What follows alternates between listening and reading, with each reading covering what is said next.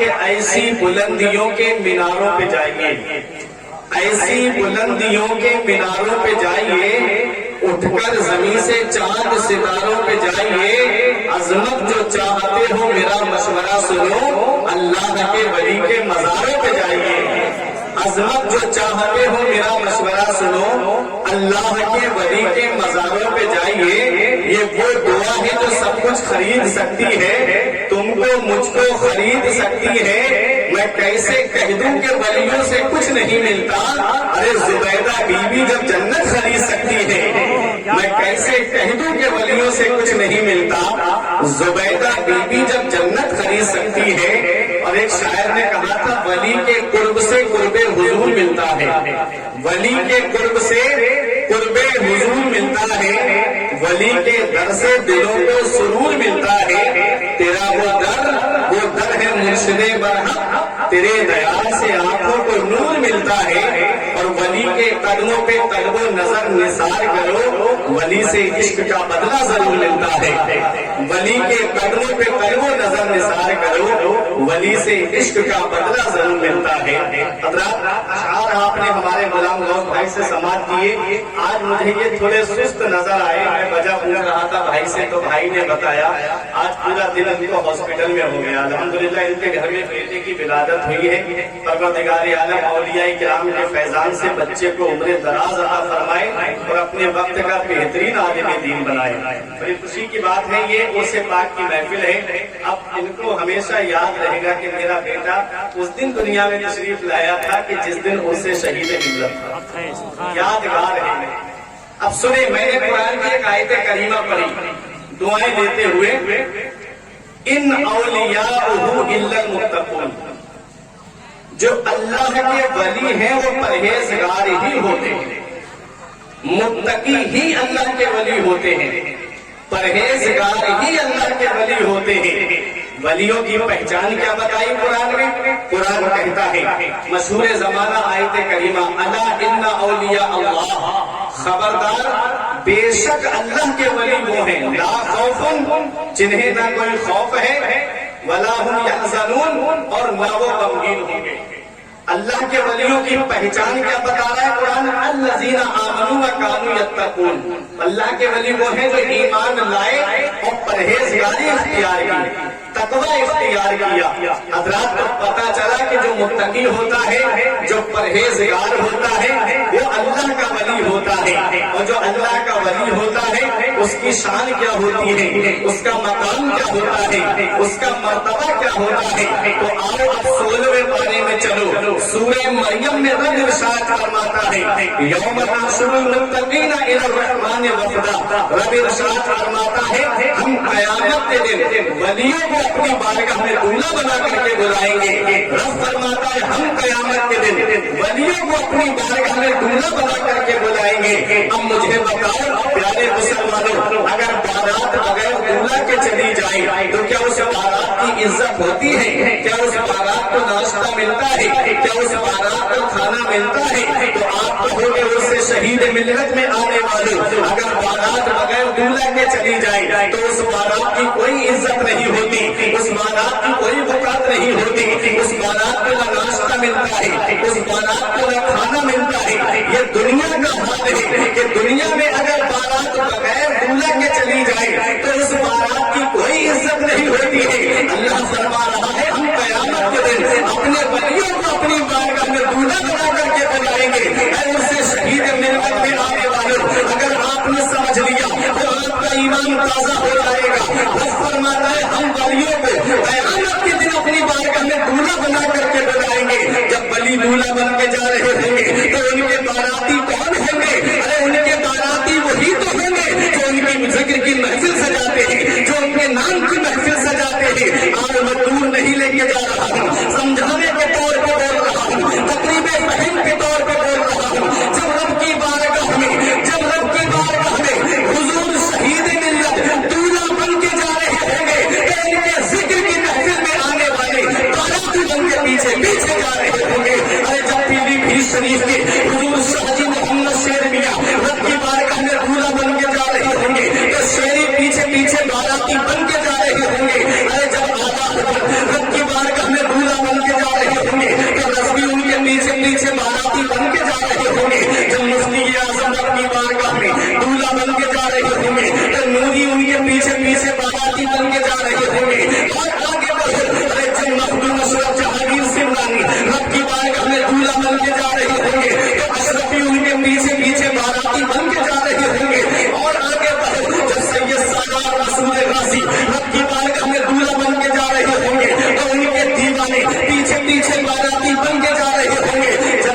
گوالیयर کے صادر پاک رب کی بارگاہ میں دولہا بن کے جا رہے ہوں گے تو صادری ان کے پیچھے پیچھے باراتی بن کے جا رہے ہوں گے. اور آگے بڑھو جب ہندوستان کے راجا ہمارے خواجہ رب کی بارگاہ میں دولہا بن کے جا رہے ہوں گے تو چشتی ان کے پیچھے پیچھے باراتی بن کے جا رہے ہوں گے.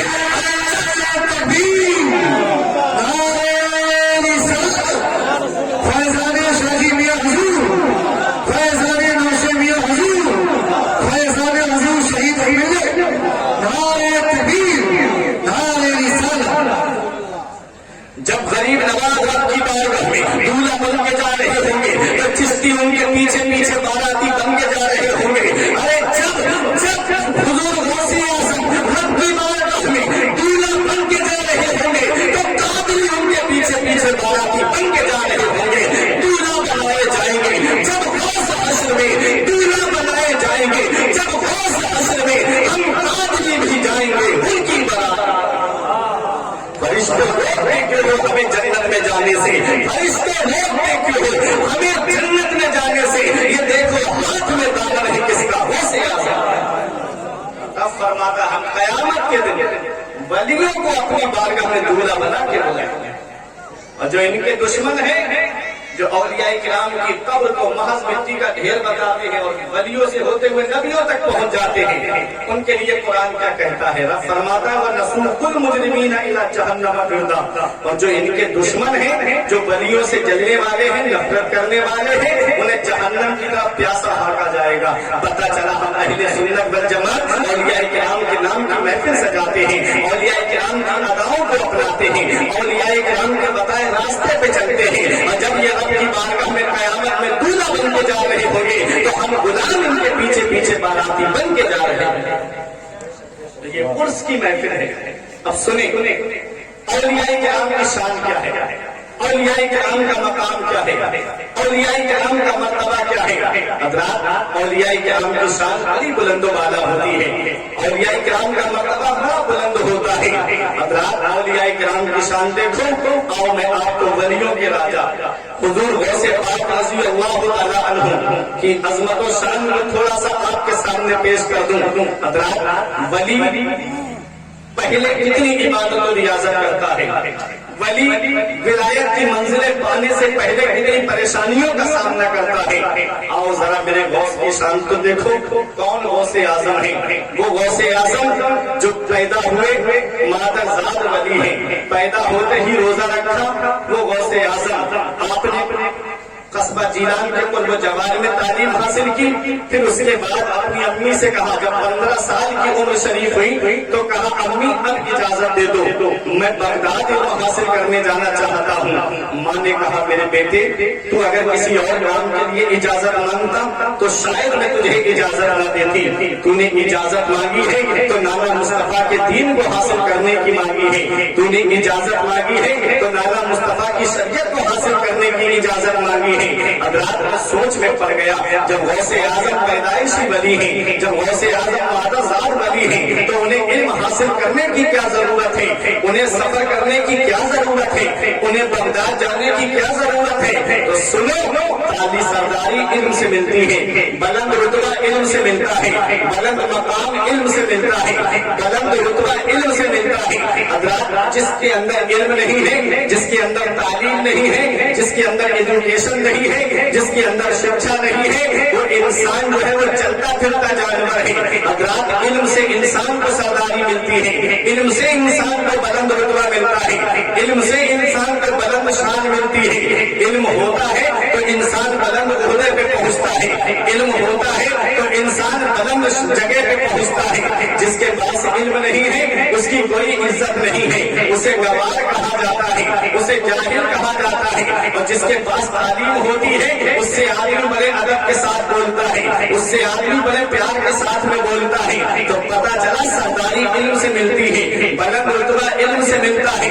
رات میرے غوث پاک رضی اللہ تعالی عنہ کی شان دیکھو. غوث اعظم माँ के पास में है, माँ की उम्र 80 साल के करीब हो गई है। माँ ने ये नहीं कहा मेरे लाल तू अब बुढ़ापे में मुझे छोड़ के जा रहा है, माँ ने ये नहीं कहा मेरे लाल तू अब मुझे बुढ़ापे में छोड़ के जा रहा है। हजरत गालिब का साया पहले ही सर से उठ गया था, अब गौसे आजम अपनी माँ से इजाजत ले रहे हैं। माँ ने एहसान नहीं दिलाए गौसे आजम को, बल्कि इजाजत दे दी जा मेरे लाल शौक से चला जा।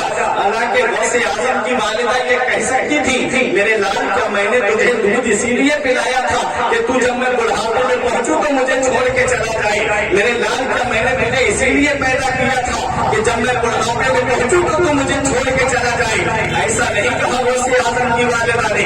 हालांकि उलमाए किराम फरमाते हैं कि माँ के 3 एहसान ऐसे हैं कि औलाद पूरी जिंदगी माँ की खिदमत करती रहे तब भी उन्हें एहसानों का बदला नहीं चुका सकती। सबसे पहला एहसान माँ का ये है कि वो 9 महीने अपने शिकम में रखती है। कितनी परेशानियां और उठानी पड़ती हैं, कितनी दिक्कतें और उठानी पड़ती हैं, कितनी परेशानियों का सामना और करना पड़ता है।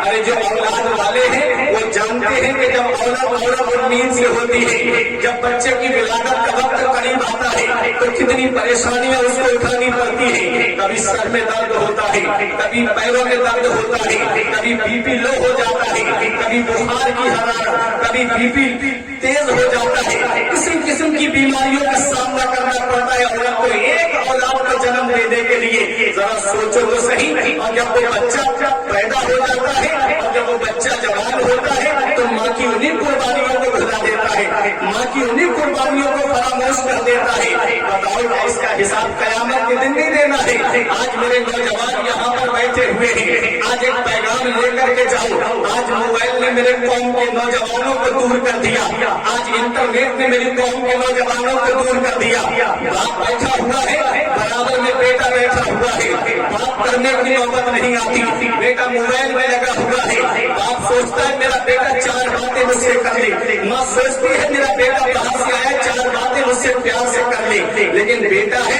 बाहर रहता है, अपने दोस्तों के साथ मस्त रहता है, जैसे ही घर के अंदर आया अपने मोबाइल में लग गया।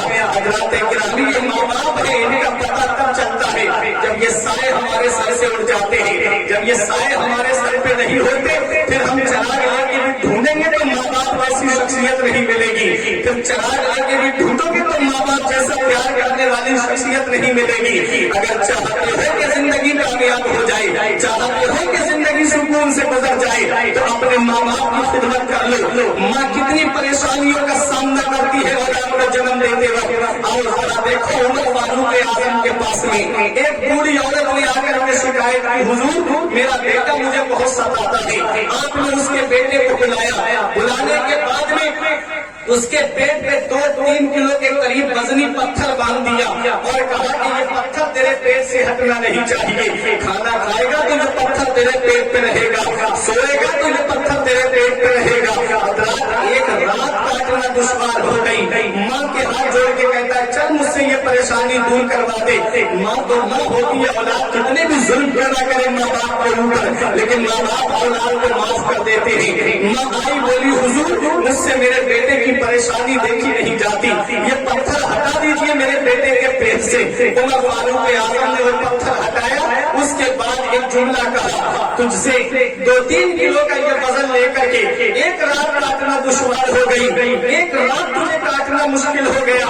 तू सोच तो सही, तेरी माँ ने तेरा बोझ लेकर के 9 महीने कैसे अपने शब रोज काटे होंगे, कैसे तेरी माँ रात को सोई होगी, कैसे तेरी माँ ने घर के काम काज किए होंगे, कैसे तेरी माँ ने परेशानियों के आलम में घर का काम किया होगा। माँ की कुर्बानियों को औलाद बना देती है, माँ की कुर्बानियों को औलाद फरामोश कर देती है। याद रखो ये माँ बाप अल्लाह की बहुत बड़ी नेमत है। जिनके सर पे माँ बाप का साया है वो किस्मत वाले हैं, तो जिनके सर से माँ बाप का साया उठ गया है वो भी सुनने आगे पैगाम लेकर के जाए। जब तक माँ बाप जिंदा रहते हैं हम उनकी कदर नहीं करते, जब तक माँ बाप हयात रहते हैं हम उनकी खिदमत नहीं करते, और जब वही साए हमारे सर से उड़ जाते हैं फिर हम परेशान फिरते हैं। फिर मौलवी साहब से पूछते कोई ऐसा काम बता दो मेरे बाप को जो है वो आराम पहुंच जाए।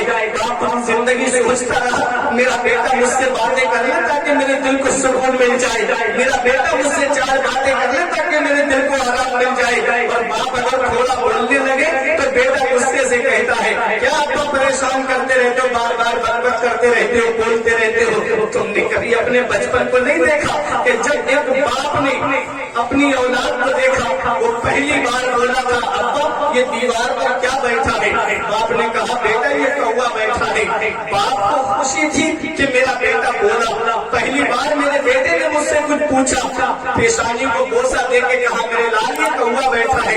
फिर बेटे ने पूछा, अब्बा ये क्या बैठा है? फिर बाप ने कहा, मेरे लाल ये कौवा बैठा है। फिर बाप से बेटे ने पूछा, अब्बा ये क्या बैठा है? कहा, बेटा ये कौवा बैठा है। कई मरतबा बेटे ने पूछा, लेकिन बाप ने गुस्सा नहीं किया, मोहब्बत से जवाब दिया। बाप को खुशी थी ना कि मेरा लाल बोला है, बाप को खुशी थी ना कि मेरा बेटा बोला है। और जब बाप बूढ़ा हो गया, बाप ने बेटे का इम्तिहान लेने के लिए कहा, मेरे लाल ये दीवार पर क्या बैठा है? तो बेटे ने कहा, अब्बा कौवा बैठा है। बाप ने फिर कहा, बेटा थोड़ी समाज कमजोर हो गई है, क्या बैठा है? कहा, अब्बा ये कौवा बैठा है। तो गुस्से में तो बाप ने कहा, बेटा जरा फिर से बता क्या बैठा है? तो और गुस्से में कहता है, जब तुम्हें सुनाई नहीं देता तो क्यों बार बार पूछ रही हो? ये औलाद है, बाप है कि बाप को खुशी थी कि मेरा बेटा बोला, इसलिए मोहब्बत से जवाब देता रहा। याद रखो, ये माँ बाप अल्लाह की बहुत बड़ी नेमत है। मदीने वाले मुस्तफा इरशाद फरमाते हैं, जब सहाबी ने पूछा माँ बाप क्या है, नबी फरमाते, हुमा जन्नतों का हुमा नारों का। तेरे माँ बाप तेरे लिए जन्नत भी है और तेरे माँ बाप तेरे लिए जहन्नम भी है। माँ बाप की खिदमत करोगे, अल्लाह जन्नत अता फरमाएगा। माँ बाप की नाफरमानी की तो अल्लाह जहन्नम में डालेगा। यमन के एक नौजवान सहाबी थे, नबी की बारगाह में आए। नौजवान सहाबी आके अर्ज करते, या रसूल अल्लाह, अब मैं आपकी बारगाह में आ गया हूँ, अब आपकी बारगाह से कहीं नहीं जाऊंगा। या रसूल अल्लाह, अब मैं यहीं पर रहूंगा, अगर मेरा इंतकाल हो गया तो यहीं मदीने में मेरा मदफन बनेगा। मदीने वाले मुस्तफा ने इरशाद फरमाया, हल्ला का अबावाया, क्या तेरे माँ बाप जिंदा है?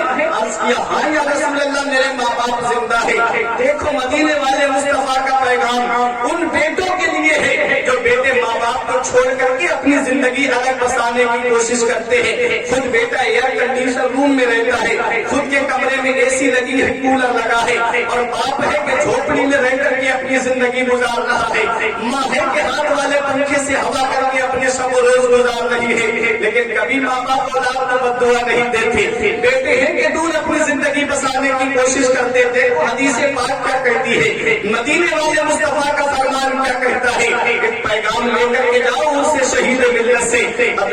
मदीने वाले मुस्तफा ने इरशाद फरमाया, हल्ला का अबावाया, क्या तुम्हारे माँ बाप हैं? अर्ज किया, हाँ या रसूल अल्लाह, मेरे माँ बाप हैं। नबी ने फरमाया, क्या इजाजत लेके आए हो?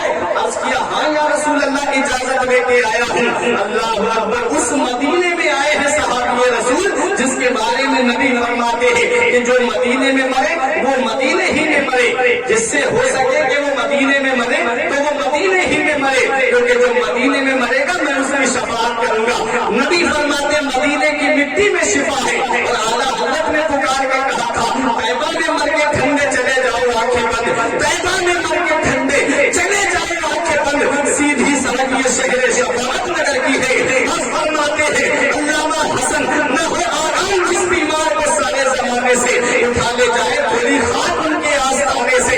सरकार ताज शरिया फरमाते हैं कि ताज शरिया ने फरमाया है कि जहां पानी अता कर दे, हरी जन्नत हिबा कर दे, नबी मुख्तार है जिसको जो चाहे अता कर दे। एक पैगाम है, मदीने शरीफ में सहाबी रहने के लिए आए। नबी फरमाते, क्या माँ बाप हैं? अर्ज किया, हाँ या रसूल अल्लाह है। फरमाया, इजाजत लेके आए हो? अर्ज किया, हाँ या रसूल अल्लाह, इजाजत लेके आया हूँ। नबी ने फरमाया, अच्छा ये बताओ, जब तुम इजाजत ले रहे थे तो तुमने ये बताया माँ बाप को कि अब उनका बेटा जा रहा है, अब वापस नहीं आएगा? तो कहा, हाँ या रसूल अल्लाह, ये बता के आया हूँ। फरमाया, जब तुमने ये कहा था कि मैं वापस लौट के नहीं आऊंगा तो तुम्हारे माँ बाप की हालत कैसी थी? हंस रहे थे कि रो रहे थे? सहाबी ने रो के कहा, या रसूल अल्लाह, जब मैंने ये कहा कि तुम्हारा बेटा वापस नहीं आएगा तो मेरे माँ बाप गले लग करके फूट फूट करके रो रहे थे। मदीने वाले मुस्तफा को जलाल आ गया। इरशाद फरमाया, इरजी इलैहिमा फअज़हिबहुमा कमा अज़हबतहुमा, ए मेरे सहाबी वापस चले जाओ, जहां से आए हो वहीं लौट के चले जाओ, और जैसे माँ बाप को बुला के आए हो वैसे उन्हें हंसा दो,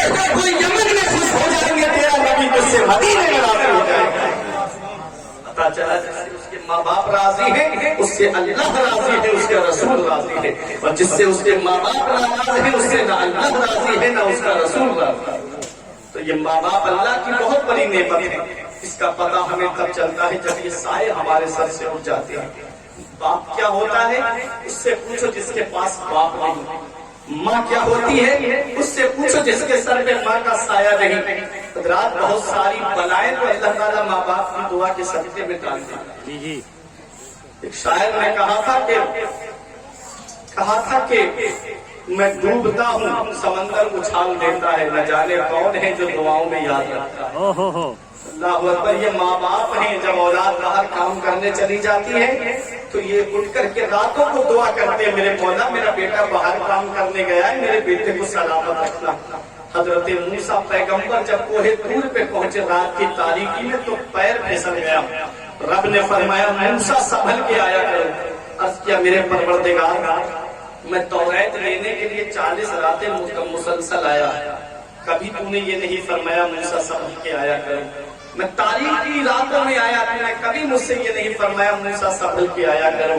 میں سنسان جنگلوں سے ہوتا ہوا آیا، مولا تو نے مجھ سے کبھی نہیں فرمایا موسیٰ سنبھل کے آیا کرو، آج کیوں فرمایا؟ رب تبارک و تعالیٰ کی بارگاہ سے جواب ملا، موسیٰ جب تم گھر سے چلتے تھے تو تم ماں سے جب اجازت لے کے نکلتے تھے تو تمہارے پیچھے تمہاری ماں ہاتھ اٹھا کے دعا کرتی تھی، میرے مولا میرے موسیٰ کے مزاج میں جلال ہے، شدت ہے، میرے پروردگار میرے موسیٰ کو سلامت رکھنا۔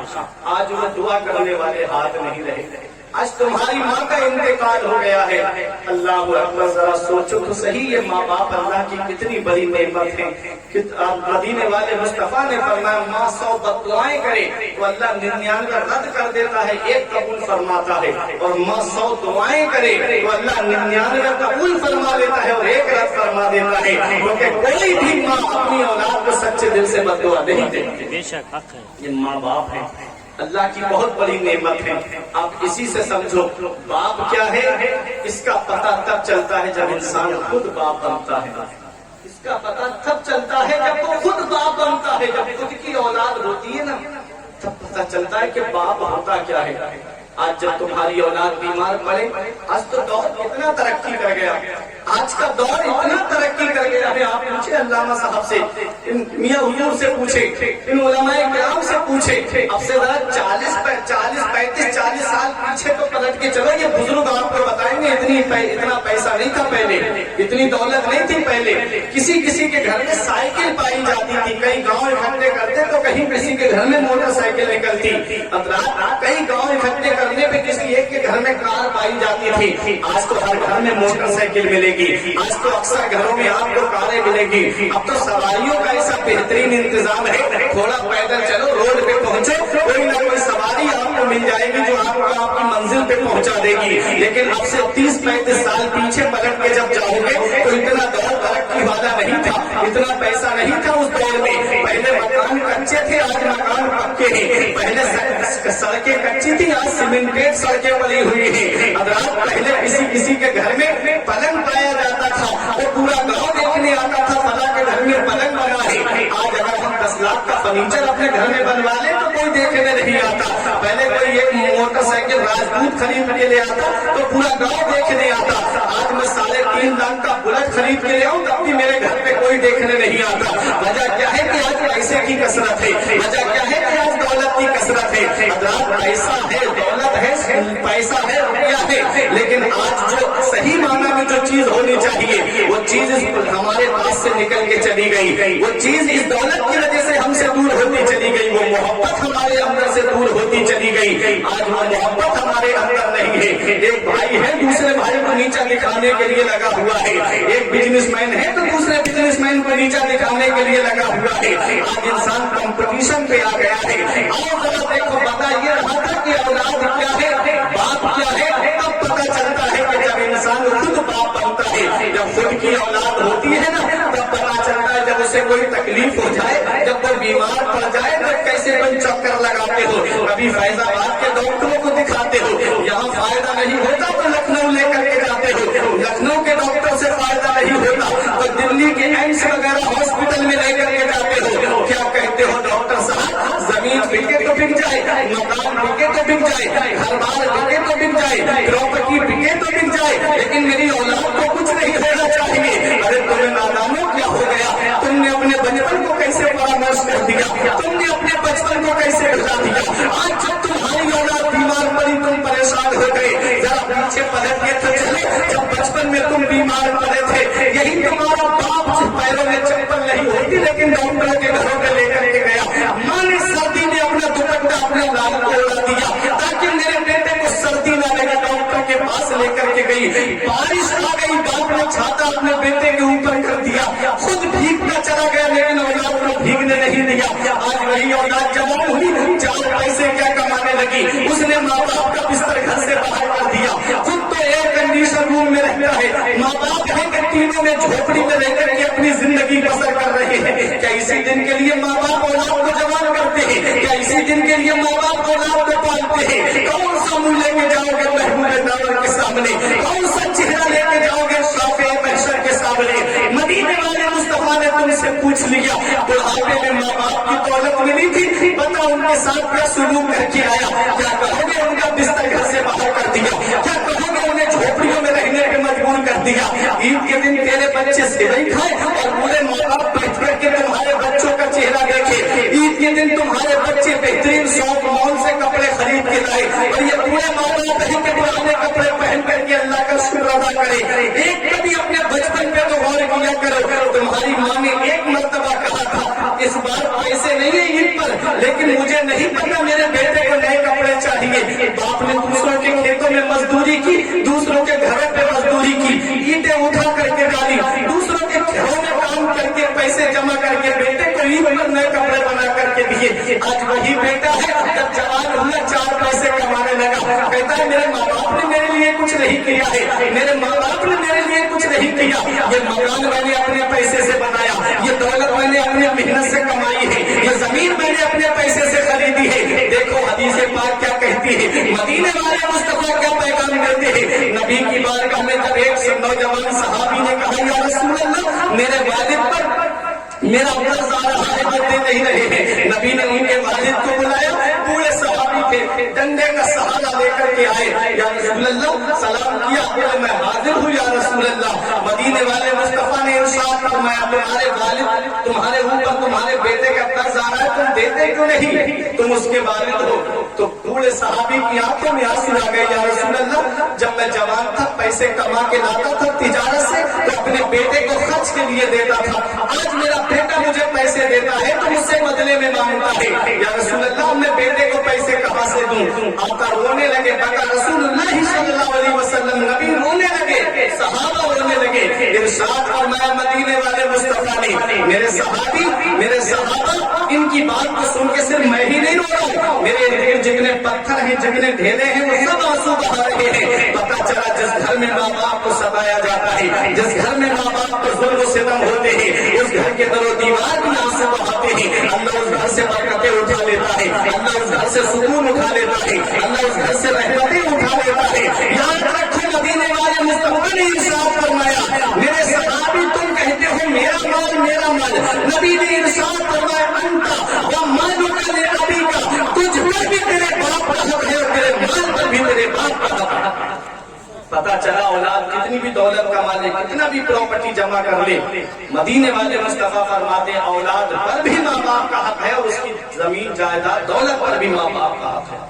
तो ये माँ बाप अल्लाह की बहुत बड़ी नेमत है। तो मैंने ये अर्ज किया था कि 3 एहसान माँ के ऐसे हैं कि औलाद पूरी जिंदगी माँ की खिदमत करती रहे तब भी उन्हें एहसानों का बदला नहीं चुका सकती। सबसे पहला एहसान माँ उसको औलाद को 9 महीने अपने शिकम में रखती है।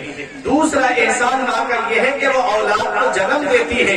बाज औरतों का बच्चे की विलादत के वक्त इंतकाल हो जाता है, बड़ी परेशानियों का सामना करना पड़ता है। जब वो बच्चे जन्म दे देती है तो गोया ऐसा होता है जैसे कि उसको नई जिंदगी मिल गई है। अल्लाह अकबर। तीसरा एहसान माँ का ये है कि वो 2 साल तक अपना खून जिगर दूध की शक्ल में औलाद को पिला देना। یہ 3 احسان ایسے ہیں کہ اولاد پوری زندگی ماں کی خدمت کرے تب ان احسانوں کا بدلہ نہیں چکا سکتی۔ ایک صحابی نے کہا یا رسول اللہ میں نے اپنی ماں کو اپنے کاندھے پہ بٹھا کر کے حج کرایا ہے، کیا میں نے اپنی ماں کے احسانوں کا بدلہ چکا دیا؟ نبی نے ارشاد فرمایا تیری پیدائش کے وقت جو تیری ماں کو درد ہوتے تھے ان دردوں میں سے ایک درد کا بدلہ بھی تو نے نہیں چکایا۔ کتنی بڑی نعمت ہے ماں باپ۔ ایک شاعر نے کہا تھا نعمت کے وقت کو کوئی اجرت نہیں مانگی، دنیا سے کبھی حسب ضرورت نہیں مانگی، یہ ماں کا جگر ہے کہ لہو اپنا پلا کر بیٹے سے کبھی دودھ کی قیمت نہیں مانگی۔ ارے بڑھاپا کیا جوانی کیا یہ بچپن بانٹ لیتے ہیں، بڑھاپا کیا جوانی کیا یہ بچپن بانٹ لیتے ہیں، نہ ہوگا دل میں گنجائش تو آنگن بانٹ لیتے ہیں، نہیں منظور حصے میں کسی بیٹے کو اپنی ماں، مگر آپس میں بوڑھی ماں کے کنگن بانٹ لیتے ہیں۔ اور دھوپ کیسی بھی ہو سایہ نہیں کھونے دیتا، راہ کیسی بھی ہو بے بس نہیں ہونے دیتا، ارے بیچ کے اپنا لہو چاہے وہ روٹی لائے باپ اولاد کو بھوکا نہیں سونے دیتا، بیچ کے اپنا لہو چاہے وہ روٹی لائے باپ اولاد کو بھوکا نہیں سونے دیتا۔ وقت ٹھکرا دے گا ایک دن میری ساری یہ قربانیاں، وقت ٹھکرا دے گا ایک دن میری ساری یہ قربانیاں، دامن امید میں فقط ناکامیاں رہ جائیں گی، شادیوں کے بعد بیٹے کو الگ ہو جائیں گے، باپ کے ہاتھوں میں فقط بیساکھیاں رہ جائیں گی۔ حضرات ماں باپ اللہ کی بہت بڑی نعمت ہے۔ غوث اعظم کی والدہ نے یہ نہیں کہا میرے لال تو بڑھاپے میں مجھے چھوڑ کے جا رہا ہے، یہیں سے تو بات نکلی تھی، واپس پلٹ کے آئے۔ غوث اعظم کی والدہ نے یہ نہیں کہا میرے لال تو بڑھاپے میں مجھے چھوڑ کے جا رہا ہے، بلکہ کہا میرے لال تو جا انا مصطفیٰ کا دین حاصل کرنے جا رہا ہے، میں تجھے اجازت دیتی ہوں۔ حضرات گرامی جب باپ نیک ہوتا ہے، جب اولاد بھی نیک ہوتی ہے، جب ماں نیک ہوتی ہے تو اولاد بھی نیک ہوتی ہے۔ ارے جب باپ متقی ہوتا ہے اور باپ وہ ہے کہ جس نے باپ کو نہ کھایا لیکن سیب کو چکر کے بھی نہیں دیکھا، جب باپ ایسا نیک ہو جو صرف ایک سیب کے لیے کئی سال تک باپ کی رکھوالی کرے، اور ماں ایسی ہو جس نے کبھی کسی غیر محرم کو نہ دیکھا ہو، تو ایسے حسین گلشن میں جو پھول کھلتا ہے اسی پھول کو دنیا غوث اعظم کے نام سے جانتی ہے، اسی پھول کو دنیا کو میرا سبحان اللہ سے جانتی ہے۔ جب باپ نیک ہوتا ہے، جب ماں نیک ہوتی ہے تو اولاد بھی پرہیزگار ہوتی ہے۔ سب سے پہلا مدرسہ ماں کی گود ہوتی ہے، ماں چاہے تو اولاد کو نیک بنا دے، ماں چاہے تو اولاد کو بگاڑ دے۔ ماں جب قرآن پڑھنے والی ہوتی ہے، دیکھو جب بچہ بچپن میں ہوتا ہے تو اس کا ذہن خالی بوتل کی طرح ہوتا ہے، چاہو تو اس کے اندر دودھ ڈال دو، چاہو تو اس کے اندر پانی ڈال دو، جیسا آپ چاہو گے ویسا اس کے ذہن کا نقش ہوتا چلا جائے گا۔ بچے کا ذہن کوڑا کاغذ ہوتا ہے، اگر آپ اس کے سامنے گانے گاؤ گے تو بچہ گانے گاتا نظر آئے گا، آپ اس کے سامنے کلمہ شریف پڑھو گے تو بچہ کلمہ شریف پڑھتا نظر آئے گا، آپ اس کے سامنے ٹی وی سیریل دیکھو گے تو بچہ بھی پوری پوری رات موبائل کے سامنے بیٹھ کر کے جاگے گا۔ یاد رکھو یہ بچے جو ہیں ان کو ماں چاہے تو نیک بنا دے، ماں چاہے تو ان کو بگاڑ دے۔ ارے جب ماں نیک ہوتی ہے، ماں جب گود میں لے کر کے بیٹے کو قرآن سنانے والی فاطمہ ہوتی ہے تو بیٹا نیزے پہ چڑھ کے قرآن سنانے والا حسین ہوتا ہے۔ ماں جب اپنی خیر فاطمہ ہوتی ہے تو بیٹا بغداد کا غوث اعظم ہوتا ہے۔ ماں جب محمود بی بی ہوتی ہے تو بیٹا ہندوستان کا راجا 95 لاکھ غیر مسلموں کو کلمہ پڑھانے والا غریب نواز ہوتا ہے۔ ارے ماں جب صابرہ ہوتی ہے تو بیٹا علاؤالدین علی احمد صابر ہوتا ہے۔ ماں جب نیک ہوتی ہے تو بیٹا مخدوم اشرف جہانگیر سنگھ رانی ہوتا ہے۔ ماں جب صدر میں اللہ ہوتی ہے تو بیٹا سید سالار مسعود غازی ہوتا ہے۔ ماں جب نیک ہوتی ہے تو بیٹا وقت کا اعلیٰ حضرت ہوتا ہے۔ ماں جب نیک ہوتی ہے تو بیٹا حجت الاسلام ہوتا ہے۔ ماں جب نیک ہوتی ہے تو بیٹا مفتی اعظم ہوتا ہے۔ اور ماں جب وہ ہے جو اپنے زیور کو بیچ کر کے منظر اسلام کے مدرسوں کی تنخواہ کو نکالے تو اس کے شکم سے جو بچہ پیدا ہوتا ہے اسی کو دنیا کا جو شریعت کے نام سے جانتا ہے۔ سبحان اللہ سبحان اللہ، نعرہ تکبیر، نعرہ رسالت، فیض علی شاہی میاں حضور، فیض علی ناصر میاں حضور، فیض علی جنگو میاں حضور، فیض علی اعلیٰ حضرت حضور شہید ملت، نعرہ تکبیر، نعرہ رسالت۔ جب نیک ہوتی ہے تو اولاد بھی نیک ہوتی ہے، ماں جب پرہیز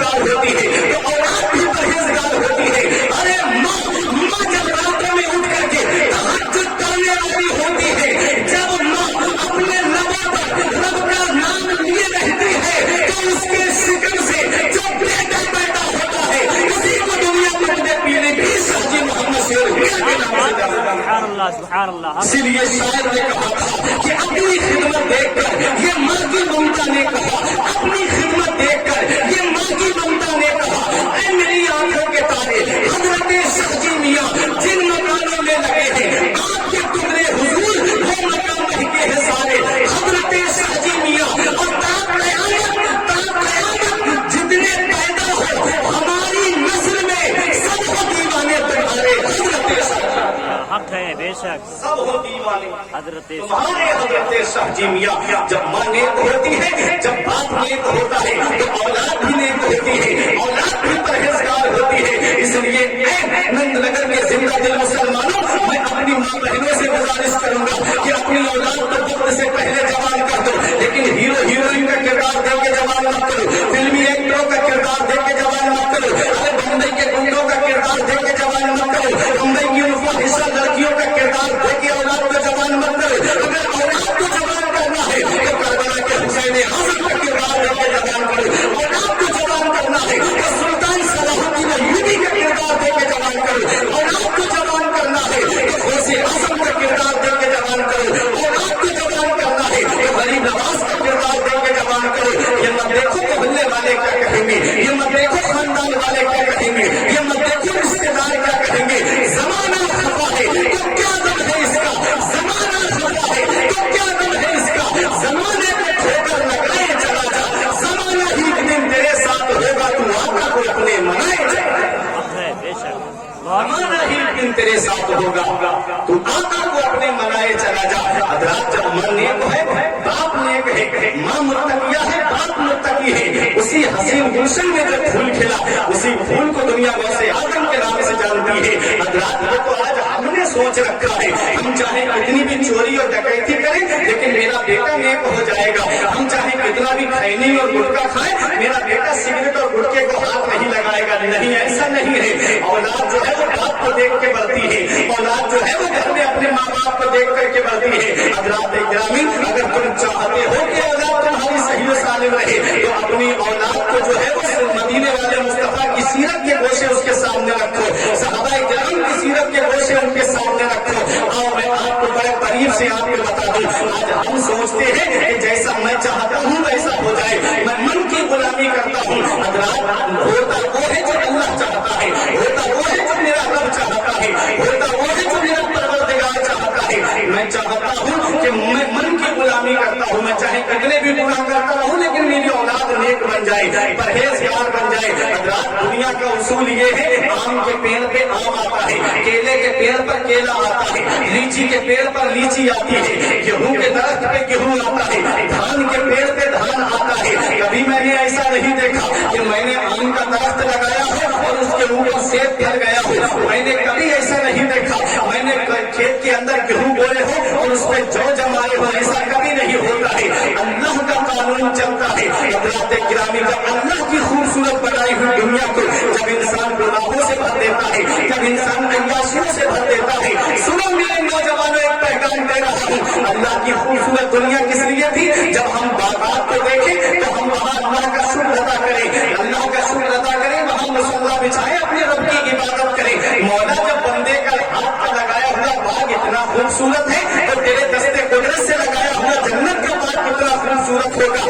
یہ دنیا کا باغ مجھے جنت کے باغ کی یاد دلائے، یہ دنیا کے پھل مجھے جنت کے پھلوں کی یاد دلائے کہ جب یہ دنیاوی سیب اتنا اچھا ہے تو جنت میں جو پھل ملیں گے وہ پھل کتنے اچھے ہوں گے. آج ہم سوچ کے رہے ہیں کہ آج ہم من کی غلامی کرتے جا رہے ہیں. ہم نے اللہ کا شکر ادا کرنا بند کر دیا، آج ہم نے اپنے رب کو یاد کرنا بند کر دیا. آج مسجدیں ہماری ویران ہو گئی، آج سنیما ہال ہم سے آباد ہو گئے، آج ہر گھر کو ہم نے سنیما ہال بنا دیا ہے. اگر کسی کے 5 بیٹے ہیں تو شام کو جا کے دیکھو 5 الگ الگ چارپائی پہ لیٹ کے الگ الگ فلمیں دیکھتے نظر آئیں گے. میرا نوجوان 2.5 گھنٹے کی فلم کو 3 گھنٹے کی فلم کو ایک بیٹھک میں بیٹھ کے دیکھ لیتا ہے اور 15 منٹ نماز میں لگتے ہیں. نماز پڑھنے نہیں جائے گا، کبھی نماز پڑھنے نہیں جائے گا.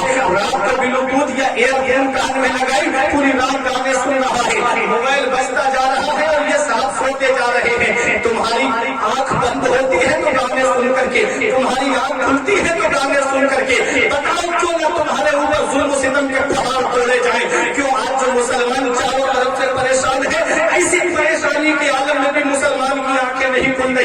कभी तुम्हारी मस्जिदों पे हमले, कभी तुम्हारे मदरसों पे हमले, कभी तुम्हारी खानकाहों पे हमले। आज चारों तरफ से जो मुसलमानों को सताया जा रहा है, अभी अपने अमाल पे गौर नहीं करते। वो लॉकडाउन के अंदर कहते थे मौलाना साहब नमाज तो मस्जिद में पढ़ेंगे, जैसे ही लॉकडाउन खुला मस्जिद की तरफ तुमने पीठ कर ली, तुमने मस्जिदों के दरवाजों पे झांक करके नहीं देखा। याद रखो प्यारे मुसलमानों, अल्लाह की नेमतों का शुक्रिया अदा करो। अल्लाह ने बेशुमार नेमतों से इंसान को नवाजा है। कभी अपने वजूद पे गौर तो किया करो कि अल्लाह ने जो हमें दुनिया में भेजा है, कितनी नेमतें अल्लाह ने हमको अता फरमाई है। ये आंख अल्लाह की नेमत है, ये कान अल्लाह की नेमत है, ये हाथ अल्लाह की नेमत है, ये पैर अल्लाह की नेमत है, ये नाक अल्लाह की नेमत है, ये जुबान अल्लाह की नेमत है, ये दांत अल्लाह की नेमत है। आंख क्या है उससे पूछो जिसके पास आंखें नहीं है। कान क्या है उससे पूछो जिसकी कुव्वत समाज खत्म हो गई है। हाथ क्या है उससे पूछो जिसका हाथ कट गया हो या पैदाइशी हाथ ना हो। पैर क्या है उससे पूछो जिसके पैर के अंदर कोई तकलीफ लग गई हो, चलने से माजूर हो गया हो। याद रखो अल्लाह ने बेशुमार नेमतों से हमको नवाजा। हमें खाने के लिए किस्म किस्म की ग़िज़ाएं रब ने हमें अता की। देखो एक किस्म के चावल से हमारा काम चल जाता, उसने हमको अलग अलग किस्म के चावल दिए। अगर मोटे चावल से तेरा पेट नहीं भरता तो 11-21 का चावल खा के पेट भर ले। 11-21 के चावल से तेरा पेट नहीं भरता तो बासमती का चावल खा करके अपना पेट भर ले। एक किस्म का गेहूं है और उससे आटा है, उससे कितनी नेमतें हम खाते हैं। उसी आटे से हम पराठा खाते हैं, उसी आटे से हम रोटी खाते हैं, उसी आटे से हम बर्गर खाते हैं, उसी आटे से हम पिज्जा खाते हैं, उसी आटे से समोसा, उसी आटे से जलेबी। कितनी किस्म की नेमतों से उस रब ने हमें नवाजा। अब रात उसने मेरे रब ने हमको खाने के लिए फल अता किए। कभी सेब अता किया, कभी आम अता किए, कभी लीची अता की, कभी अंगूर अता किए, कभी मौसमी फल, उसने तरबूज और खरबूजा हमको अता किया। कि एक चीज से पेट नहीं भरता तो दूसरी चीज से अपने पेट को भर लो। उस रब ने हमें बादाम दिए, उस रब ने हमें किशमिश दी, उस रब ने हमें छुआरे दिए, उस रब ने हमें अखरोट दिए। कितनी नेमतों से उस रब ने हमको नवाजा है। ये नेमतें अल्लाह का फरिश्ता नहीं खाता है, अल्लाह का बंदा खाता है। अल्लाह का फरिश्ता ये नेमतें नहीं खाता, अल्लाह का बंदा खाता है। अल्लाह की इन सारी नेमतों को इंसान ने अपनी निगाहों के सामने रखा, लेकिन अल्लाह का शुक्र अदा नहीं किया। होना तो ये चाहिए था, ये मोबाइल आ गया, होना तो ये चाहिए था कि मेरा भाई कोई सऊदी में बैठा है, कोई अहमदाबाद में बैठा है, कोई गुजरात में बैठा है, कोई दुबई में बैठा है। इस मोबाइल के जरिए मैं बात करके अपने भाई को अपने पास में पाता हूँ, अपने भाई को अपने करीब पाता हूँ, अपने भाई को अपने पास में महसूस करता हूँ। होना तो ये चाहिए था कि मैं मुसल्ला बिछाता अपने रब की इबादत करता। होना तो ये चाहिए था कि मैं मुसल्ला बिछा के अपने रब की इबादत करके कहता मेरे मौला तूने कितनी नेमतों से मुझे नवाजा है, तूने कितने मेरे ऊपर एहसान किए हैं। लेकिन नहीं, मोबाइल आ गया गुनाह बढ़ गए, कंप्यूटर आ गया अयाशियां बढ़ गई, गुनाह बढ़ते चले जा रहे हैं। हज़रात गिरामी 1000 मजदूरों का काम एक कंप्यूटर कर रहा है। होना तो ये चाहिए था कि मुसल्ला बिछा के ऑफिस में अल्लाह की इबादत करता, लेकिन अल्लाह की इबादत नहीं की। अल्लाह की बनाई हुई खूबसूरत दुनिया को जब इंसान ने गुनाहों से भर दिया, अल्लाह की बनाई हुई खूबसूरत दुनिया को जब इंसान ने गुनाहों से आबाद कर दिया, तो होना तो वही था। हल्का सा अजाब मेरे रब ने इस दुनिया में भेजा था, खांसी, नजला, जुकाम और बुखार की शक्ल में, जिसे दुनिया ने कोरोना का नाम दिया। अमेरिका के एयरपोर्ट पे ताले पड़ गए, चाइना के एयरपोर्ट पे ताले पड़ गए, अमेरिका के वैज्ञानिक घुटनों के बल गिर गए, चाइना के वैज्ञानिक घुटनों के बल गिर गए। वो बड़े बड़े वैज्ञानिक जो कहते थे दुनिया में कोई बीमारी ऐसी नहीं जिसकी दवा अमेरिका के पास मौजूद न हो, और चाइना के वैज्ञानिक जो कहते थे कोई भी सैंपल लेके आओ उसकी नकल मुझसे लेके चले जाओ, आज वो वैज्ञानिक घुटनों के बल गिर गए। 3 साल के वक्त का करीब जमाना गुजर गया, आज तक कोई इसकी दवा नहीं बना पाया। वैक्सीन आ गई है, फिर भी कहा जा रहा है मास्क लगा के रखो, सोशल डिस्टेंसिंग बना के रखो, उचित दूरी बना के रखो। मैंने कहा जब वैक्सीन आ गई तो फिर मास्क लगाने का क्या मतलब? कहा दिल बहलाने के लिए आई है, पर दवाई के साथ कड़ाई भी जरूरी है। आपको बताने मकसद ये है कि वो चाइना जिसे अपनी ताकत पे गुरूर था, वो अमेरिका जिसे अपने वैज्ञानिकों के दिमाग पे गुरूर था, वो घुटनों के बल गिर गए। मेरे रब ने बता दिया कि दुनिया वालों देख लो, तुम्हारे चाहने से कुछ नहीं होता है, वही होता है जो मंजूर खुदा होता है। हक है। नारे नारे रिसालत अज़मत मुस्तफ़ा, नारे तकबीर, नारे रिसालत। वही होता है जो मंजूर खुदा होता है। वो अमेरिका जिसे अपनी ताकत पे बहुत नाज था। हजरात में आज एक बात बता दूं, शाहजी मियाँ की जात बता दूं कितने करीब से। अब अपने जहन को करीब करो, देखो वो अपनी ताकत पे बहुत नाज करता है, वो अपनी ताकत पे बहुत गुरूर करता है। और देखो एक जहाज बनाया था जिसको आपने टाइटैनिक जहाज के नाम से जाना होगा। हजरात वो जहाज क्या था, उसको बनाने में कितने साल का जमाना लगा था। 1909 से शुरू हुआ बनना, 1912 तक बनता रहा। 3 साल वो जहाज बना था, 3 साल में तैयार हुआ था। 10 मंजिला जहाज था और उस जहाज के अंदर 10 मजदूर जान से चले गए, मर गए। 44 के करीब मजदूर शदीद जख्मी हो गए थे। जब वो जहाज बन के तैयार हो गया तो उस जहाज के मालिक ने कहा था, ये उलमा की दुआएं लेते हुए जहाज के मालिक ने कहा था, अरे ये तो इतना बड़ा जहाज है, इसे तो खुदा भी नहीं डिबो सकता। माज़अल्लाह, सब कहो माज़अल्लाह। बोला इसे तो खुदा भी नहीं डिबो सकता समंदर में। लोगों ने कहा छोटी छोटी कश्तियां इसके इर्द गिर्द रख लो। कहा किस लिए? कहा इसलिए कि कोई हादसा पेश आ जाए समंदर में तो उन मुसाफिरों को कश्तियों के जरिए बाहर किनारे पे भेजा जा सके। उसने कहा ये जहाज नहीं देखता, इतना बड़ा जहाज है, इसे तो गॉड भी नहीं डिबो सकता, इसे तो खुदा भी नहीं डिबो सकता। उसे क्या पता मेरा खुदा वो है जिसने फिरौन को दरियाए कुलजुम में डिबो के मार दिया। उसे क्या पता मेरा रब वो है जिसने नमरूद को लंगड़े मच्छर से मरवा दिया। उसे क्या पता कि मेरा रब वो है कि जो गुबार को जैसे हवा पे बुलंद करता है। उसे क्या पता मेरा रब वो है जो यूसुफ को कुएं में महफूज रखता है। उसे क्या पता मेरा रब वो है कि जो इब्राहिम को आग में महफूज रखता है। उसे क्या पता कि मेरा रब वो है जिसने अबू जहल को छोटे छोटे बच्चों से मरवा दिया।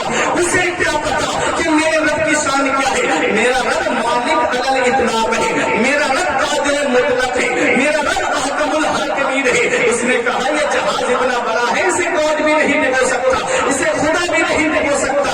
3000 के करीब लोग उसमें बैठ कर सफर के लिए निकले थे। और जब सफर के लिए निकले, जहाज अपनी रफ्तार पे चल रहा था। बीच समंदर के अंदर एक बर्फीली चट्टान नमूदार हुई, एक चट्टान नमूदार हुई। जहाज जैसे ही उसका चट्टान से टकराया, जहाज टुकड़े टुकड़े हो गए, पास पास हो गया। अब तमाम लोगों ने अपने जगह जगह मददगारों को बुलाना शुरू कर दिया। फोन लगाया गया और कहा गया कि हमें बचा लो, हम यहाँ डूबने वाले हैं। अमेरिका से मदद मांगी गई, जर्मन से मदद मांगी गई कि हमें बचा लो। तो पूछा कि तुम्हारे मरने में कितना टाइम है, डूबने में कितना टाइम है। बोले हम 30 से 35 मिनट में डूबने वाले हैं। तो अमेरिका और जर्मन से आवाज आई, हमें पहुंचने में 2 घंटे लगेंगे, हम तुम्हें कैसे बचा सकते हैं। नंदनगर में जिंदा दिल मुसलमानों और से शहीद मिल्लत में आने वाला, देखो ये दुनिया की बनाई हुई ताकत है, ये दुनिया की मादी ताकत है। जब इंसान समंदर में डूबने लगा तो कोई उनकी मदद के लिए नहीं आया, कोई उनकी मदद के लिए नहीं पहुंचा। लेकिन आओ वलियों की शान देखो, आओ वलियों का मकाम देखो, आओ वलियों का सारा रुतबा देखो। यही हाफिजाबाद की सरजमीन है जिसे आज पीलीभीत कहा जाता है। कौन से उस सरजमीन पर कौन आराम कर रहा है? इस सरजमीन पर खुतने पीलीभीत हुजूर हाजी शाहजी मोहम्मद शेर मियां आराम कर रहे हैं। अब ये कौन हाजी शाहजी मोहम्मद शेर मियां है?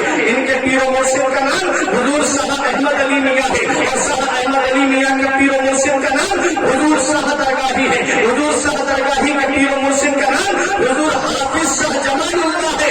हाफिज शाह जमालुल्लाह रामपुरी, जिन्होंने रमजान शरीफ के महीने के शुरू होने से पहले एक ही लम्हे में अपने सीने से लगा करके एक गैर मुस्लिम पंडित को कलमा पढ़ाने के बाद में हाफिज कुरान बना दिया।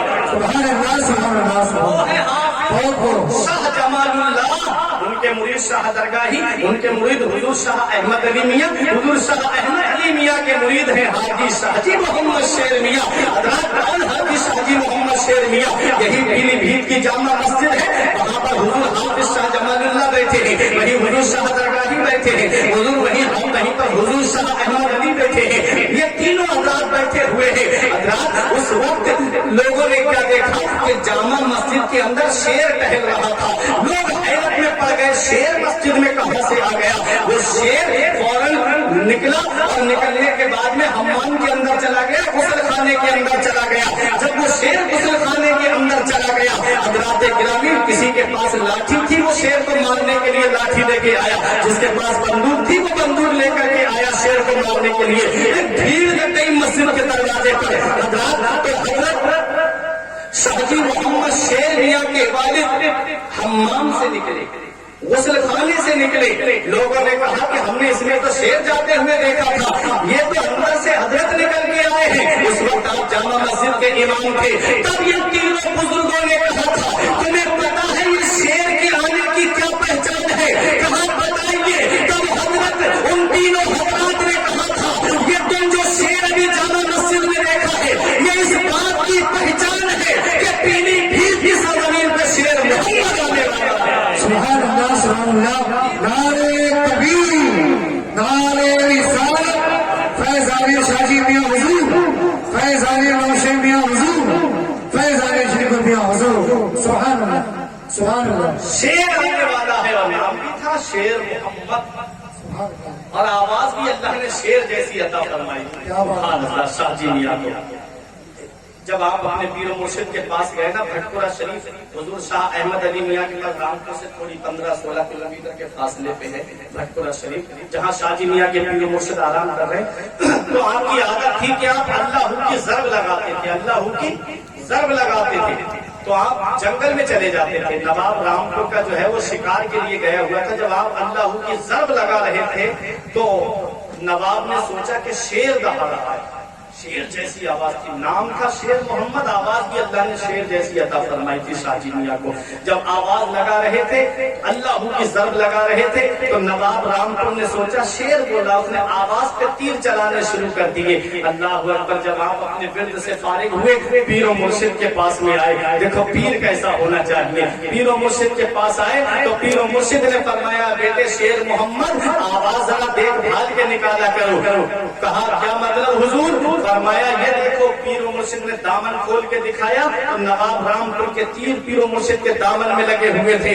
پیر و مرشد نے کہا بیٹے جب تم اللہ کی ضرب لگا رہے تھے رامپور کے نواب نے سوچا کہ شیر دہا رہا ہے, اس نے آواز پہ تیر چلایا, وہ سارے تیر میں نے اپنے دامن میں روکے ہیں. یہ ہوتا ہے پیر. آج کے تو پیر کا پتہ ہی نہیں, مرید چاہے جس حالت میں رہے لیکن پیر کو کوئی مطلب نہیں. پیر نیک تھا, پیر پرہیزگار تھا, پیر اللہ کے ولیوں کا معتقد تھا, اور پیر وہ تھا جو مدینے والے مصطفیٰ کی سنتوں پہ عمل کرتا. سبحان اللہ سبحان اللہ. دیکھیں شاہ جی میاں کی بات چل رہی ہے نا, بہت بڑی شخصیت ہے. قطب پیری بھی اعلیٰ حضرت آتے تھے تو شاہ جی میاں کے پاس میں حاضری دیتے تھے.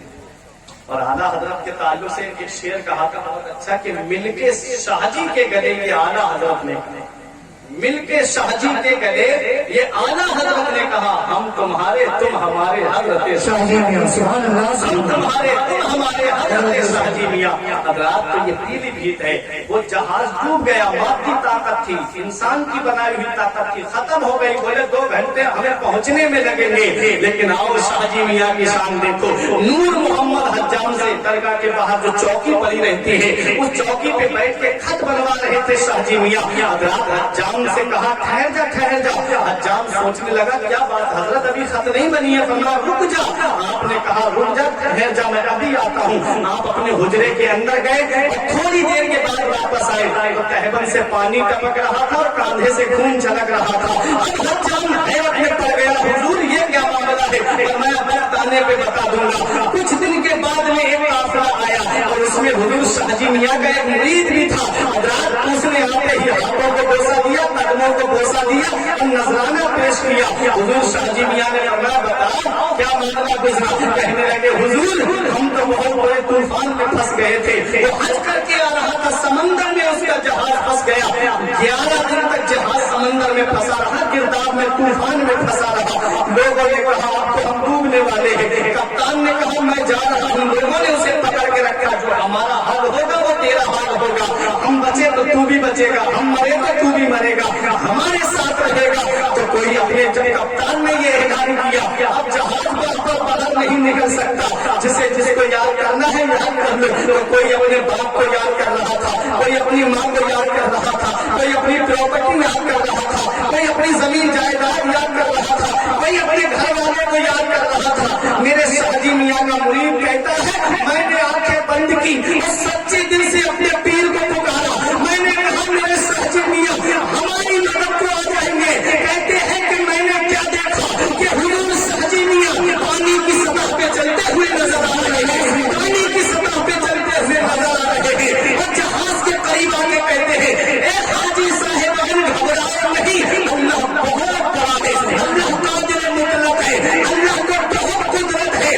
کہتے ہیں کہ گھبرانا نہیں، پھر اپنا کاندھا جہاز کو لگاتے ہیں، لگانے کے بعد میں گرداب سے نکال دیتے ہیں، پھر اس کے بعد چلے آتے ہیں۔ مرید کہتا ہے میری آنکھیں کھلی کہ جہاز میں خوشی کی لہر تھی، پہلے سب رو رہے تھے، ہم سب خوش نظر آ رہے ہیں۔ وہ کہتا ہے مرید آ کر کے حضور میں نے تو خط بھی لکھ لیا ہے، میں نے تاریخ بھی لکھ لی ہے۔ نور محمد حجام نے کہا ذرا تاریخ اور وقت کو بتا۔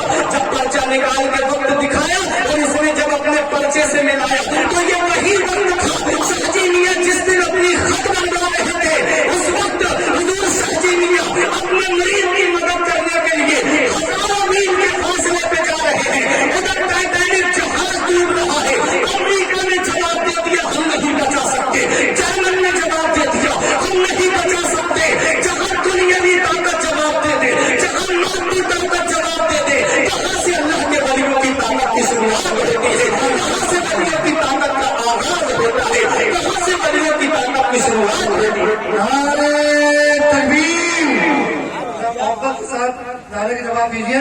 نعرے تکبیر، نعرے رسالت، فیضان شاہ جی میاں حضور، فیضان نوشین میاں حضور، فیضان جنوب میاں حضور، فیضان حضور شہید ملت، فیضان اعلیٰ حضرت، نعرے تکبیر، نعرے رسالت۔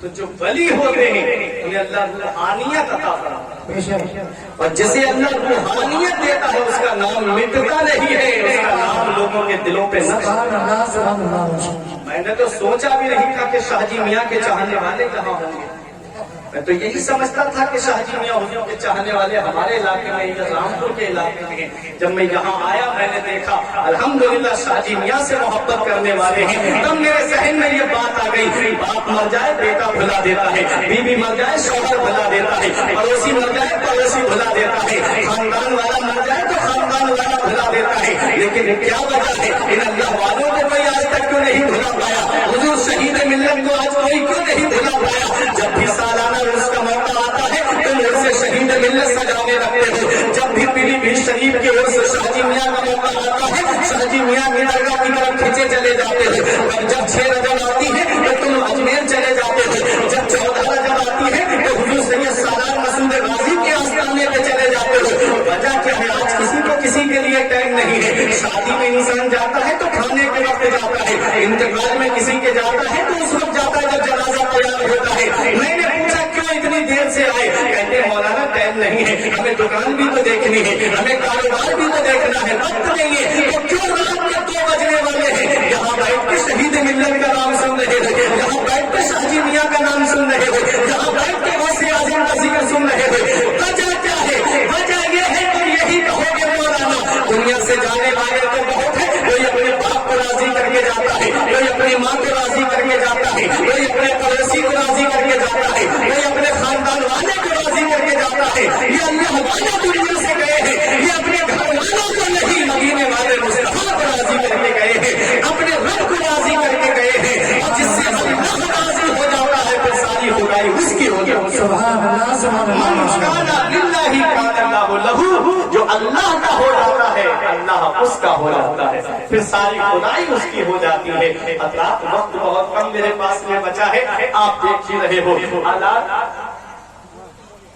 اچھا آپ حضرات پریشان تو نہیں ہو رہے؟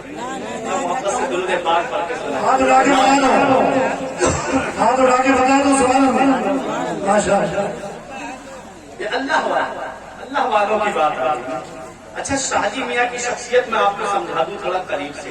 شاہ جی میاں کے علماء تو بہت ہیں، لیکن ایک خلیفہ ہمارے بریلی شریف میں جن کا نام ہے بشیر میاں، ایک تو ہیں عبد البصیر میاں جو پیلی بھیت شریف میں ہیں، اور ایک ہے بشیر میاں، ان کا مزار شریف بریلی شریف میں ہے. یہ سنیں، ان کی عادت تھی کہ ان کے یہاں لنگر چلتا تھا. چلتا اللہ والوں کے یہاں پر جو بھی بھوکا آتا ہے اسے کھلاتے ہیں، اور ایسے کھلاتے ہیں. حضور حمید الدین ناگوری علیہ الرحمہ، ان کے یہاں پر ایک غیر مسلم نے کہا تھا حضور ہم تمہارے لنگر پہ نہیں آ سکتے. کہا کیوں؟ کہا تمہارے یہاں میٹ بنتا ہے، گوشت بنتا ہے اور ہم کھاتے نہیں ہیں. اللہ والوں کی شان فرمایا جاؤ آج کے بعد کبھی ہمارے یہاں میٹ نہیں بنے گا. آج وہاں دال اور تندوری روٹی ہوتی ہے، اتنا لطف آتا ہے، اتنا مزہ آتا ہے، اور بنا تقریب مذہب کے آج بھی وہاں پر لوگ آتے ہیں اور اپنا پیٹ بھر کے جاتے ہیں. یہ اللہ والوں کی بارگاہ، یہاں چہرہ دیکھ کے نہیں دیا جاتا ہے، یہاں دل دیکھ کے دیا جاتا ہے. آج لوگوں نے ایسا نفرت کا ماحول پیدا کر دیا کہ مسلم کو آدمی دیکھنے کو پسند نہیں کرتا، لیکن یہ شان ہماری ہے. آج جس چیز پہ یہ ناز کر رہے ہیں نا، اترا رہے ہیں، یہ سب ہماری ہی دین ہے. ایک شاعر نے کہا تھا قطب مینار تاج آگرہ یا لال قلعہ ہو، بہت اترا رہے ہو، یہ سب فنکاری ہماری ہے، یہ سب ہمارا ہی تو بنایا ہوا ہے. تو سنو، شاہ جی میاں کے خلیفہ بشیر میاں، ان کی عادت تھی لنگر چلتا تھا، لوگ کھانا کھاتے تھے اور شکم سیر ہو کے جاتے تھے. یتیم آتے، بیوائیں آتی، غریب آتے، مسافر آتے، کھا کے چلے جاتے.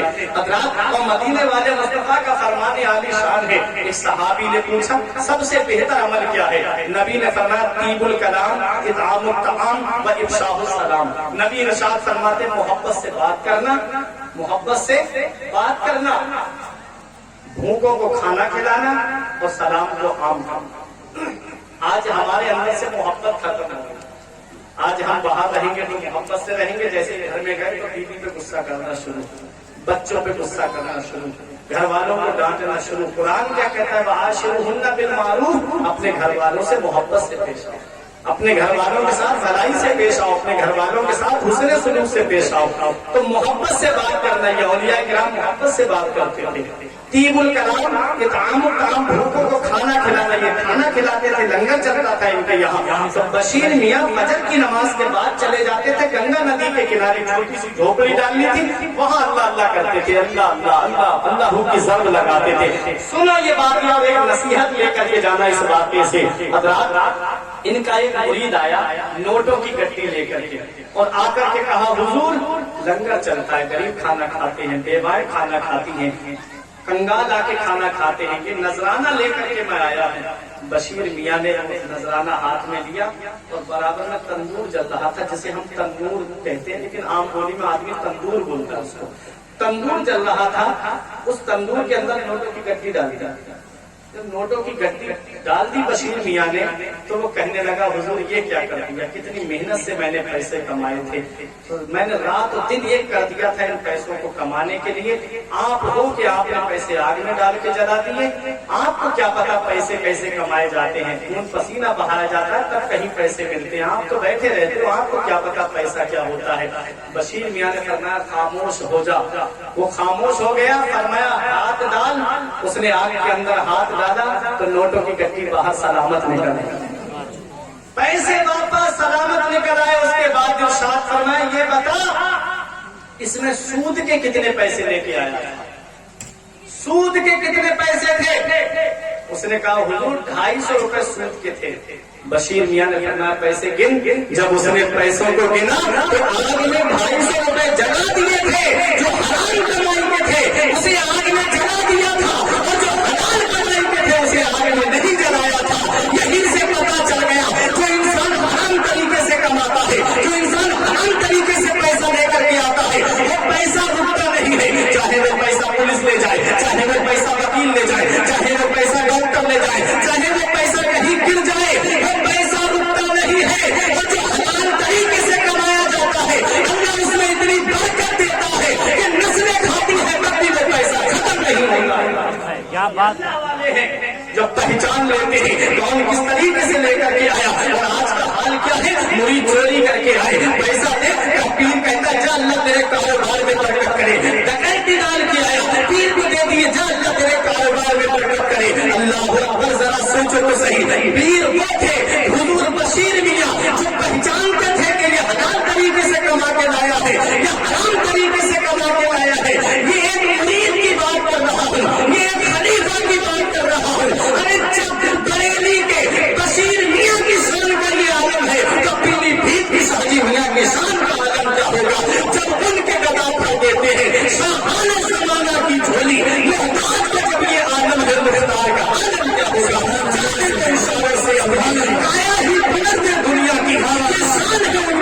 कमर की सरदार का क्या होगा? सुभान अल्लाह, सुभान अल्लाह, माशाअल्लाह। आज इंसान हराम कमाई की तरफ जो है बिल्कुल डर नहीं रहा है। हराम कमाई कैसे भी हो पैसा आना चाहिए, कैसा भी हो पैसा आना चाहिए, पैसा हो चाहे कैसा हो।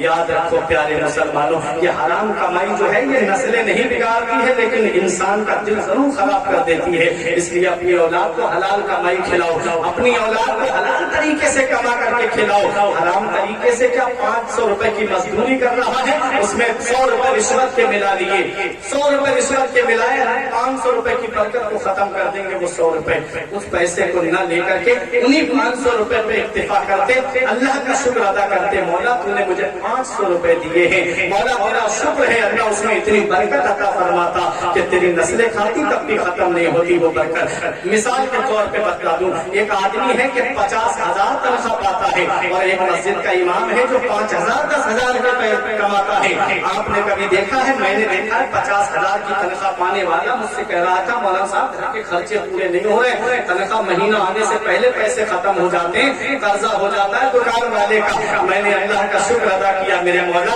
5,000 10,000 की तनख्वाह पाने वाला इमाम शाम को ईशा की नमाज सुकून से पढ़ाता है, आराम से सो जाता है और सुबह उठ करके फजर की नमाज पढ़ाता है। अल्लाह उसके इतने कम पैसों में इतनी बरकत अता फरमाता है कि खुद भी ऐसा लिबास पहनता है कि तुमने कभी पहना भी नहीं होगा, उसके बच्चे भी सुकून से रहते हैं।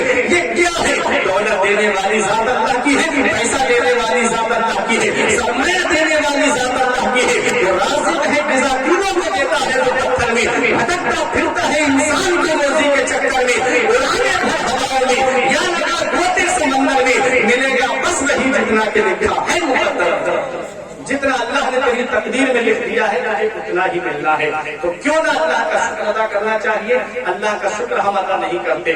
उलमाए किराम फरमाते हैं, बुजुर्गाने दीन के अक़वाल के जरिए फरमाते हैं, जिस खाने के शुरू में बिस्मिल्लाह पढ़ ली जाए और आखिर में अल्हम्दुलिल्लाह पढ़ लिया जाए तो उस खाने का हिसाब क़यामत के दिन नहीं मिलेगा।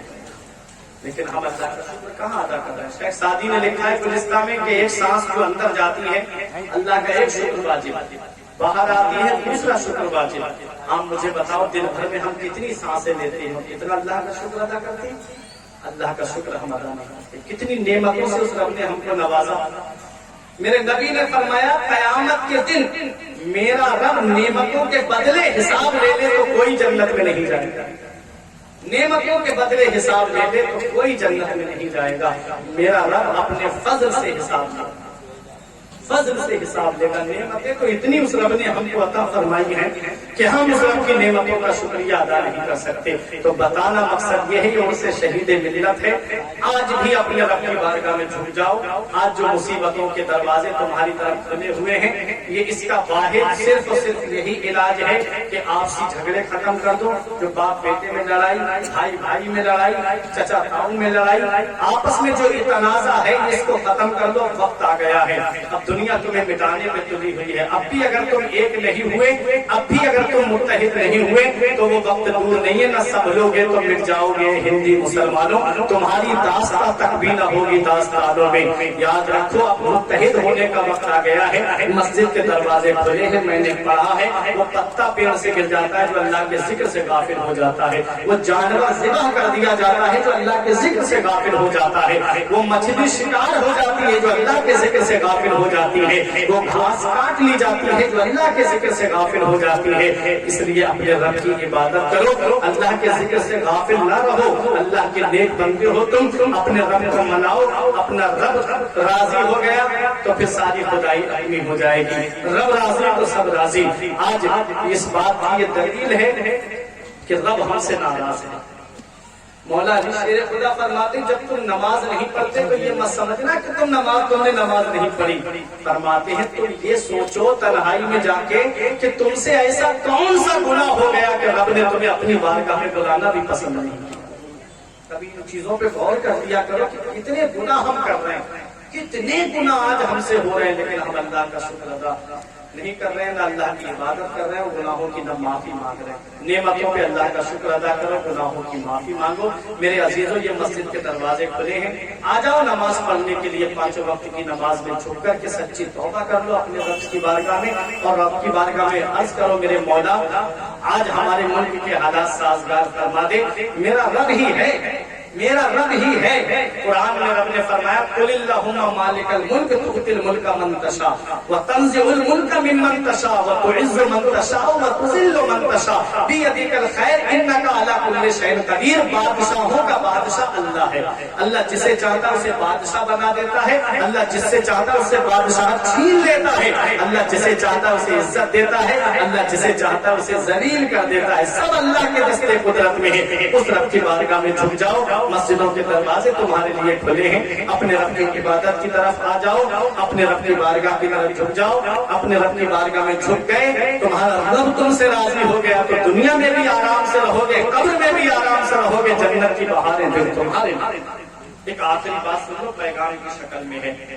ابھی یہاں پٹنہ کے ڈاکٹر نے انٹرویو دیا تھا، اس نے کہا اس بار جتنے مریض آئے وہ مریض جو تھے وہ برین ہیمریج کے مریض تھے، دماغی کینسر کے مریض تھے۔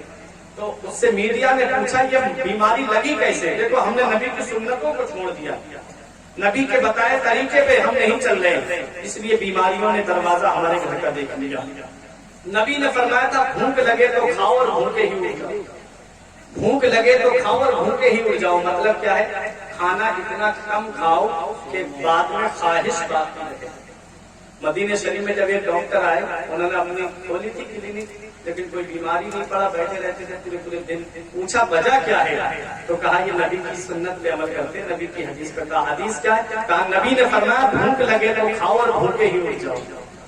کھانا کم کھاتے ہیں اس لیے بیماریوں سے محفوظ۔ آج ہم پیٹ تان کر کے کھاتے ہیں، پھر کھٹی کھٹی ڈکاریں آنا، قسم قسم کی بیماریوں کے شکار ہو جاتے ہیں۔ تو ہم نے نبی کی سنتوں کو چھوڑ دیا ہے۔ اس ڈاکٹر نے کہا کہ جو دماغی کینسر ہو رہا ہے یہ کسی خاص وجہ سے نہیں ہو رہا ہے، کوئی بڑی وجہ نہیں ہے، بس چھوٹی سی وجہ ہے۔ ان لوگوں نے پوچھا میڈیا نے وجہ کیا ہے، عمل کرنا اس پہ۔ ڈاکٹر نے کہا، پوچھا کہ اس کی وجہ کیا ہے، تو ڈاکٹر نے کہا اس کی وجہ یہ ہے کہ ان کے نہانے کا طریقہ غلط ہے، نہانے کا طریقہ غلط ہے۔ آج ہمارا طریقہ نہانے کا کیا ہے؟ جو علماء کرام ہیں جو جانتے ہیں غسل کا طریقہ، وہ تو سنت طریقے پہ غسل کر لیتے ہیں، لیکن میری قوم کے جو نوجوان ہیں وہ اس چیز پہ غور نہیں کرتے۔ ایک تو وہ علماء کے قریب ہی نہیں آنا چاہتے، وہ موبائل میں لگے ہوئے ہیں، واٹس ایپ چلائیں گے، فیس بک چلائیں گے، ٹویٹر پہ اپنی زندگی برباد کریں گے۔ انہیں اتنا وقت نہیں کہ آ کر کے علماء سے کچھ مسائل سیکھ لیں۔ نہانے کا طریقہ غلط ہے۔ کہا کیسے؟ کہا جب یہ نل پہ جاتے ہیں یا شاور کے نیچے جاتے ہیں تو سب سے پہلے پانی سر پہ ڈالتے ہیں، اور جو سر پہ سب سے پہلے پانی جاتا ہے یہی دماغی کینسر کا سبب بنتا ہے۔ نبی نے کیا فرمایا؟ فقہ کی جملہ کتابیں آپ دیکھ لو، انوار شریعت سب سے نیچے آتی ہے، پھر اس کے بعد قانون شریعت ہے، یہ علماء کرام جانتے ہیں۔ اس کے بعد اوپر جائیں گے تو آپ کو نور لیزا ملے گی، اور اوپر بڑھیں گے تو آپ کو قدوری ملے گی، اور اوپر جائیں گے تو شرح رقایہ ملے گی، اور اوپر جائیں گے تو ہدایہ فلین ہدایہ آخرین، جس کو پڑھ کے آدمی عالم بنتا ہے۔ تو ان کتابوں کو میں نے آپ کو بتا دیا، سب میں جو غسل کا طریقہ ہے یہ علماء کرام سے آپ پوچھ لیجئے۔ تو غسل کا طریقہ جو بتایا ہے نبی نے، جو بتایا، فقہاء کرام نے جو غسل کا طریقہ بتایا وہ یہ بتایا کہ سب سے پہلے ناف سے نیچے کا حصہ دھونا چاہیے، سب سے پہلے ناف کے نیچے کا حصہ دھونا چاہیے، پھر اس کے بعد میں 3 مرتبہ کلی 3 مرتبہ ناک میں پانی چڑھانا چاہیے، نماز جیسا وضو کرنا چاہیے۔ مختصر بتا رہا ہوں، وقت زیادہ ہو چکا ہے۔ پھر 3 لوٹے پانی داہنے منڈے پہ، 3 لوٹے پانی بائیں منڈے پہ، پھر آخر میں نبی نے فرمایا اور فقہاء کرام نے فرمایا کہ سر کو دھونا چاہیے۔ تو سب سے آخر میں سر پہ پانی ڈالنا چاہیے۔ آج ہم کس طریقے سے کرتے ہیں کہ سب سے پہلے سر پہ پانی ڈالتے ہیں، گرمی زیادہ ہے تو سر پہ پانی ڈالتے ہیں، یہی دماغی کینسر کا سبب بنتی ہے۔ جس پر نظر ان ڈاکٹروں کی آج گئی ہے، مدینے والے مصطفیٰ نے 1450 سال پہلے بتا دیا تھا کہ غسل کا طریقہ یہ ہے، نماز کا طریقہ یہ ہے، وضو کرو گے تو بیماریوں سے محفوظ رہو گے، عبادت کرو گے تو اللہ تمہیں سکون عطا کرے گا۔ تو حق نمائی سے کبھی دور मजबूर नहीं हो सकता, गैर के सामने मजबूर नहीं हो सकता। जो लगाता है चेहरे पे वुजू का पानी, उसका चेहरा कभी बेनूर नहीं हो सकता। जो लगाता है चेहरे पे वुजू का पानी, उसका चेहरा कभी बेनूर नहीं हो सकता। ये जिंदगी सवालियत इरशाद कीजिए, लम्हात जिंदगी में न बर्बाद कीजिए। जब मकसद हयात इबादत खुदा की है, पढ़िए नमाज, मस्जिदें आबाद कीजिए। सभी के सामने एक दिन जरूर आता है, ये हुस्न फानी है लेकिन गुरूर आता है। सब माँ बहनों के लिए भी ये पैगाम है, ये इस शेर के जरिए के सभी के सामने एक दिन जरूर आता है। ये हुस्न फानी है लेकिन गुरूर आता है। किसी क्रीम से पाउडर से कुछ नहीं होता, किसी क्रीम से पाउडर से कुछ नहीं होता। नमाज पढ़ने से चेहरे पे नूर आता है, नमाज पढ़ने से चेहरे पे नूर आता है। जिस्म फानी है, सजाने की जरूरत क्या है, हुस्न दुनिया को दिखाने की जरूरत क्या है। ऐसे अमाल करो कि रूह से खुशबू आए, इत्र कपड़ों पे लगाने की जरूरत क्या है। परवरदिगार आलम की बारगाह में दुआ है, मेरे कुछ अर्ज करने में सबका लिसानी की वजह से या बतकाज़ा बशरियत को